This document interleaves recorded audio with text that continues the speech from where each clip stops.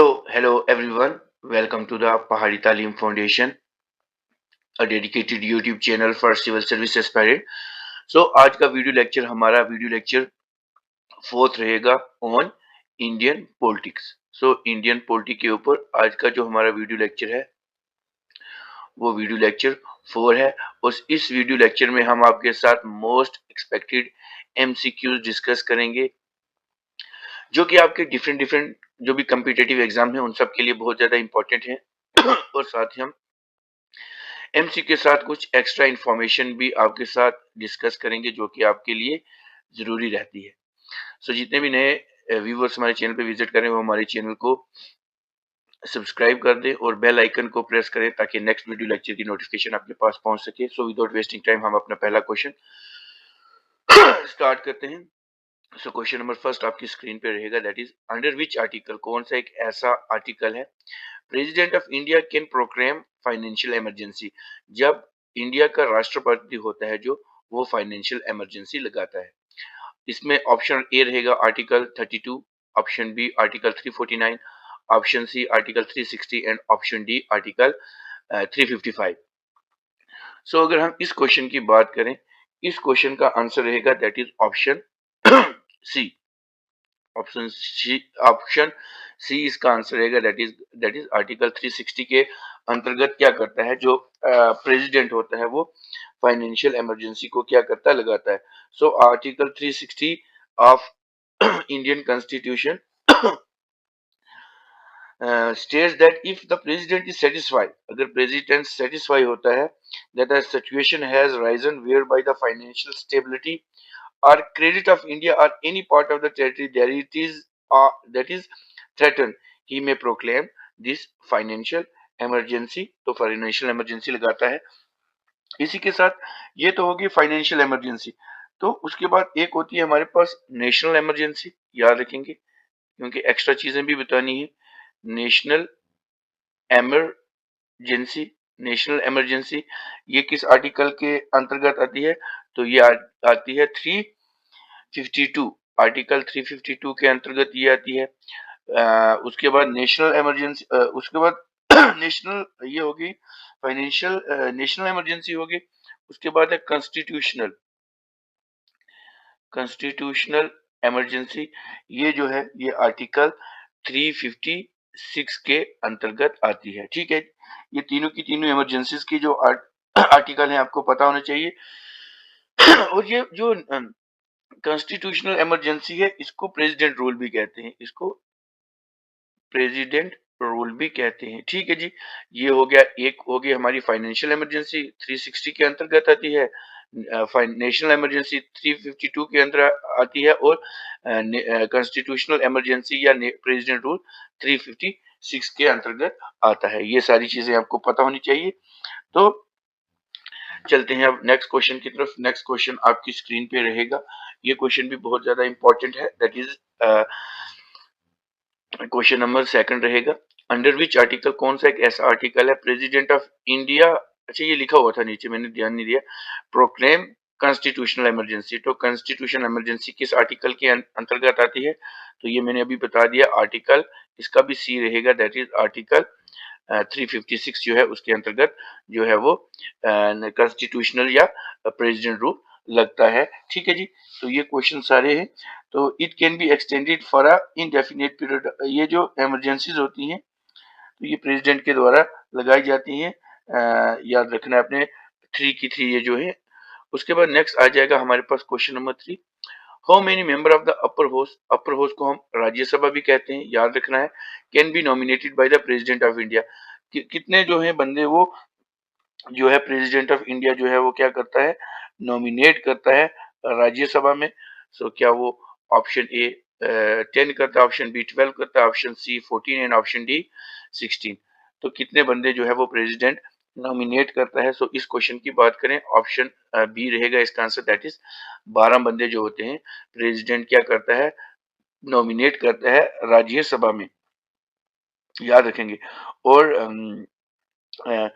ये जो प्राविधान है ये आर्टिकल 80 के अंडर आता है constitution that the council of the state, जिसको हम राज्यसभा बोलते हैं, उसके अंतर्गत जो प्रेसिडेंट है, अब ये क्या करता है, 12 बंदे जो है वो नॉमिनेट करता है, और ये जो बंदे होते हैं they must possess the special knowledge of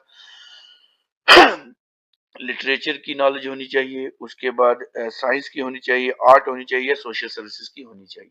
अब चलते हैं क्वेश्चन नंबर 4 के ऊपर। क्वेश्चन नंबर 4 आपकी स्क्रीन पे रहेगा, थोड़ा ऊपर स्क्रॉल कर लेता हूँ।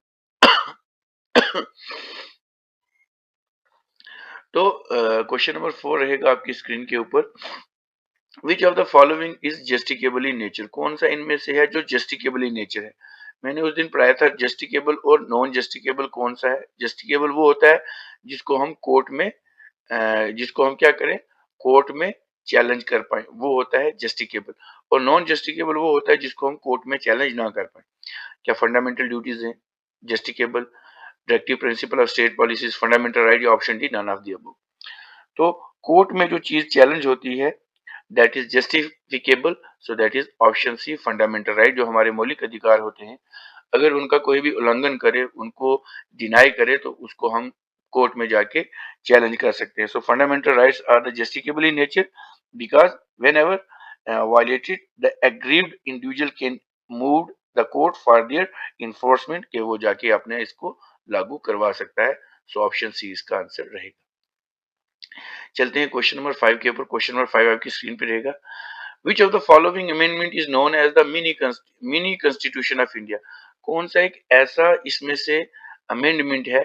अमेंडमेंट को हिंदी में संशोधन कहते हैं, याद रखेंगे, क्या कहते हैं, संशोधन कहते हैं, ठीक है जी।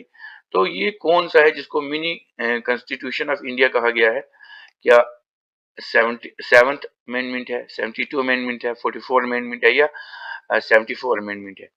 सो अगर इस क्वेश्चन की बात करें, इस क्वेश्चन का आंसर रहेगा that is option B, 42nd amendment जो है, इसको मिनी कॉन्स्टिट्यूशन ऑफ इंडिया भी कहा गया, क्योंकि इसमें बहुत सारे संशोधन संशोधन हुए थे। आज थोड़ी सी तबीयत भी ठीक नहीं है, जिसकी वजह से थोड़ा सा ये फंबल वगैरह हो रहा है। सो 35 था ये। तो 42nd amendment act of India officially known as the Constitution, the 42nd Amendment Act of this 1976 भी इसको कहा जाता है, ठीक है जी। तो इसको हम मिनी कॉन्स्टिट्यूशन भी कहते हैं, याद रखेंगे। तो अब चलते हैं हम अपने नेक्स्ट क्वेश्चन की तरफ। नेक्स्ट क्वेश्चन आपकी स्क्रीन पे रहेगा, दैट इज नेक्स्ट क्वेश्चन रहेंगे आपके स्क्रीन पे। क्वेश्चन नंबर आ गया आपकी स्क्रीन के ऊपर 36 और 6 of this session, which of the following right has been removed, कौन सा एक ऐसा राइट है जिसको रिमूव कर दिया है।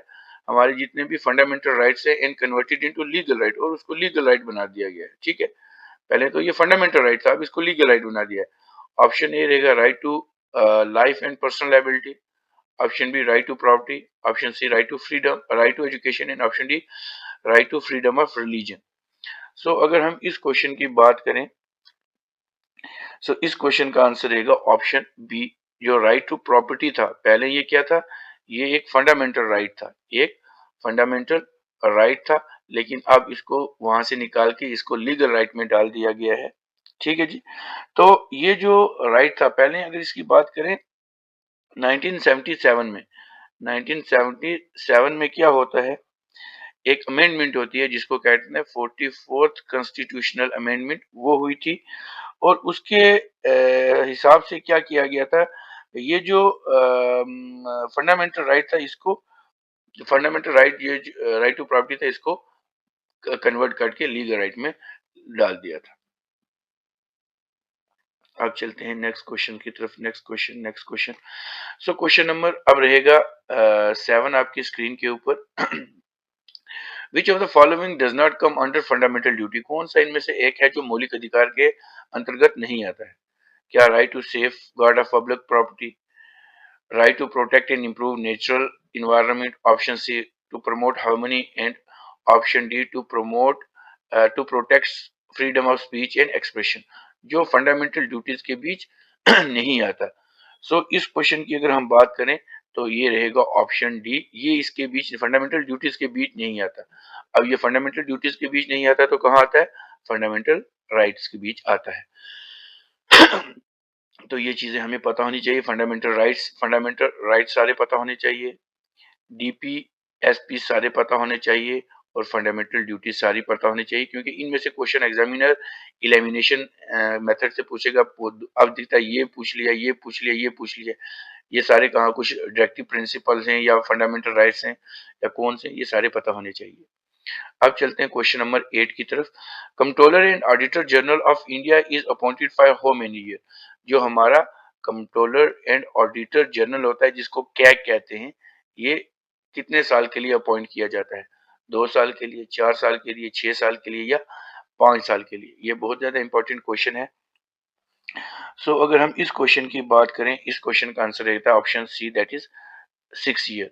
जो कंट्रोलर जनरल ऑफ इंडिया होता है उसको 6 साल के लिए नियुक्त किया जाता है, कैग जो हमारा होता है। ठीक है, इनका भी बहुत ज्यादा इंपॉर्टेंट काम होता है जो हमारे कैग होते हैं। ठीक है जी, याद रखना है ये सारी पोस्ट जो होती हैं, कंट्रोलर जनरल हो गया, चाहे हमारा ऑडिटर जनरल हो गया या अटॉर्नी जनरल हो गया, ये सारे के सारे हमें पता होने चाहिए।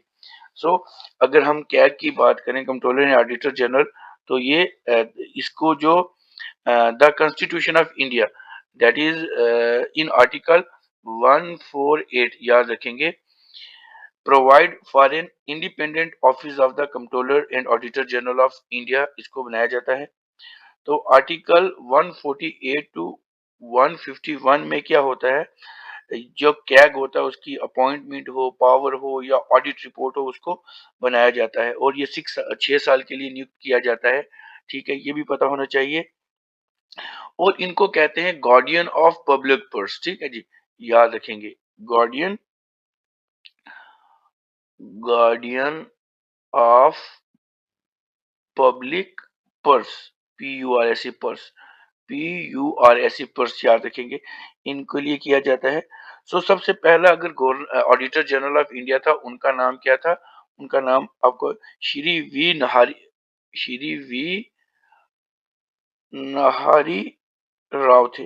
ये पहले ऑडिटर जनरल ऑफ इंडिया थे, ये भी आपको पता होना चाहिए। कैग जो होता है ये क्या करता है, ये जितना भी हमारा फाइनेंशियल सिस्टम होता है उसको कंट्रोल करता है, बोथ सेंट्रल और स्टेट लेवल पे। याद रखेंगे, कैग जो होता है वो फाइनेंशियल सिस्टम हमारा कंट्रोल करता है, both state and central level पे। ठीक है जी, अब चलते हैं हम अपने नेक्स्ट क्वेश्चन की तरफ। नेक्स्ट क्वेश्चन आपकी स्क्रीन पे रहेगा, क्वेश्चन नंबर 9 रहेगा आपकी स्क्रीन के ऊपर, that is who is the custodian of the contingency fund of India. हमारा जो कंटीजेंसी फंड ऑफ इंडिया होता है उसके कस्टोडियन कौन होते हैं? ठीक है जी, कंटीजेंसी फंड ऑफ इंडिया, तो इसकी अगर हम बात करें क्या प्राइम मिनिस्टर होता है, जज ऑफ सुप्रीम कोर्ट होता है, प्रेसिडेंट होता है, या फाइनेंस मिनिस्टर होता है? अगर हम इस क्वेश्चन की बात करें, इस क्वेश्चन का आंसर रहेगा option C, that is president. हमारे जो राष्ट्रपति होते हैं वो होते हैं कस्टोडियन, होते हैं कंटीजेंसी फंड ऑफ इंडिया के। और the contingency fund of India establish under article 267, इस आर्टिकल के अंदर आता है। तो द नेचर ऑफ इम्प्रेस, जिसमें money maintained for a specific purpose होता है, जिसमें president which is placed at the disposal of president, president इसको डिस्पोज करता है जब कभी कोई खर्चा करना होता है, अर्जेंट अनफॉर्सीन एक्सपेंडिचर होता है। उसके बाद pending authority by the parliament, तो प्रेसिडेंट इसका जो होता है वो कस्टोडियन होता है। चलते हैं क्वेश्चन नंबर 10 के ऊपर। Which of the following does not have a written constitution, किसका जो है वो रिटन कॉन्स्टिट्यूशन नहीं है? यूके की बात करें, ऑस्ट्रेलिया की बात करें, यूनाइटेड स्टेट ऑफ अमेरिका, या बांग्लादेश की बात करें, जिनका रिटन कॉन्स्टिट्यूशन नहीं है, जिनका अनरिटन है। अगर हम बात करें तो यूनाइटेड किंगडम जो है उनका जो कॉन्स्टिट्यूशन है वो क्या है? अनरिटन है। और बाकी जितने भी है उनका सारा रिटन होता है। ऑस्ट्रेलिया हो गया, यूएसए हो गया, बांग्लादेश हो गया, और हमारा इंडिया अगर हो गया, इन सब का क्या है? Have a written constitution, while ये जो यूनाइटेड किंगडम है इनका अनरिटन है। अब रिटन का मतलब लिखा हुआ होता है, और अनरिटन का मतलब भी लिखा हुआ होता है, मतलब एक कंपाइल्ड बुक फॉर्म में नहीं है। तो जो कंपाइल्ड एक फॉर्म में है उसको हम कहते हैं रिटन, और अनरिटन भी रिटन ही होता है, लेकिन वो कंपाइल नहीं होता, वो अलग-अलग जगह पे होता है। मतलब यूनाइटेड किंगडम का कुछ वेल्स में होगा, कुछ इधर होगा, मतलब एक सॉलिड फॉर्म में नहीं होता, तो उसको हम अनरिटन कहते हैं। ऐसा नहीं कि वो लिखा ही नहीं है तो हमने ज़ुबानी याद रखना है। उनका भी लिखा होता है लेकिन एक कंपाइल्ड फॉर्म में नहीं होता, तो जो रिटन होता है वो एक कंपाइल्ड फॉर्म में होता है, एक सॉलिड फॉर्म में होता है, तभी उसको हम रिटन कहते हैं। ठीक है जी। सो इस वीडियो लेक्चर को मैं यहीं सम अप करता हूँ। 10 आउट ऑफ 10 में से आपके कितने मार्क्स आए आप मुझे कमेंट बॉक्स में बताएँगे। ये वीडियो लेक्चर आपको कैसा लगा आप हमें कमेंट करके बता सकते हैं। इस वीडियो को ज़्यादा से ज़्यादा लाइक करें, शेयर करें और हमारे चैनल को सब्सक्राइब कर दें। मिलते हैं कल एक नए लेक्चर के साथ। Till then take care, good bye.